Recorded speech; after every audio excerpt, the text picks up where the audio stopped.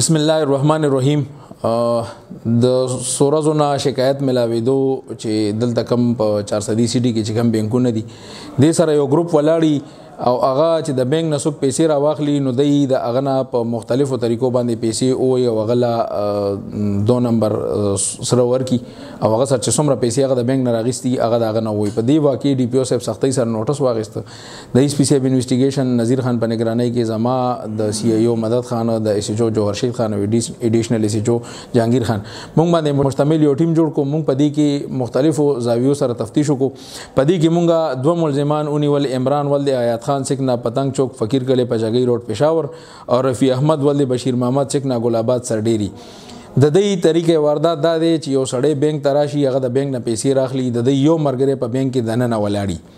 چې د بانک نه چا پیسې راواغستې کاونټر سره د یوډي روډي چې پیسې راواخلي نو د بل مرګري تبار کالو کې چې لکه مدو درغو دی ولا نومي خي مدو چې مدو درغو هغه روزي د بانک نه هغه چې کم کس پیسې راواخلي او دیم ورپسې شاته بیا را رواني او ورپسې بیا خپلو کې باس شروع کی چې دا کالج تعالی پدې در کوم او پدې نه در کوم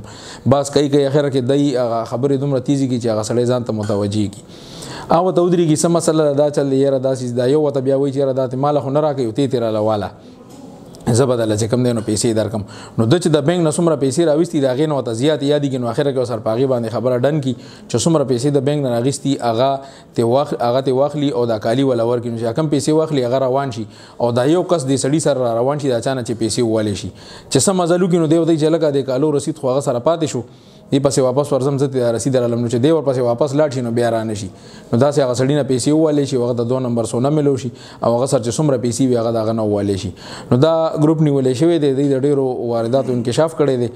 او زه د 400 عوامو ته دا خواست کوم چې د دې کسانو د مخونه وګوري او داسې نو سربازو نازانو ساتي ځکه چې دې کې ډیر خلک داسې وي د چا بچي په هسپتال کې داخل وي د چا مور داخلي د چا پلار داخلي داغه د پاره د بانک نه پیسې راخلي او دا نو سرباز ولاړی دا دغه نه پیسې وي نو ال دا غته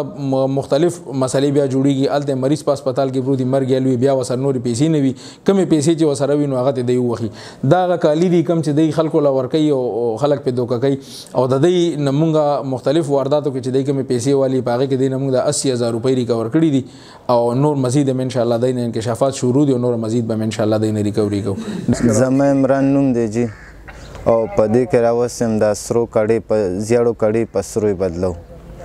او نو سربازي دا جی بس وته زیړو کالیو خو د سرو په دغه ورکواله د سرو په دغه خرڅو دا چې پیسې راواخلي بس مونږ ته مخکې ولاړو یاره جی مونږ دا شی خرڅو زموږ مجبوري ده دا پیسو تماجت هسپتال کې را سره مریض دی یا کور کې بیماری ده د دغه واجب بس دغه سي طریقې سره پیغه کالی وته مونږ خو چې وی خو دا په خرڅ کو اسرو کړي زما مرګره چې راشي هغه په आवाज ورکیره کله شل زره ډیر زره وته خو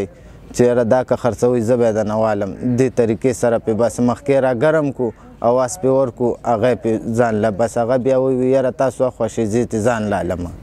کم درمګړی چې هغه لاله چوکي یاره راشه د لاسو شه دی راته په 15 روپیا ملاویږي نو هغه چې لاله چوکي هغه خپل لالچ کې والو خوري سونه کړو تر اوسه پورې څونه خلک دی وایي یاره تقریبا 2-3 میاشتې شو چې دا کار کو دلته 4-5 مارچ وای معرفي نوم دی ګل آباد ما دا زما مرګرو او دی به زما ګاډي کې ګرځېدو مال به دنده راکول کاړې د زیړو کاړې به پسرو باندې بدلولې مرچا به حواله به هم دغه طریقه کار او لکه بس یو بانک نه حواله کړو ته 15 روپیا باندې مرچا به لګوله دې کبر راغله مال به خپل ګاډي دنده راکول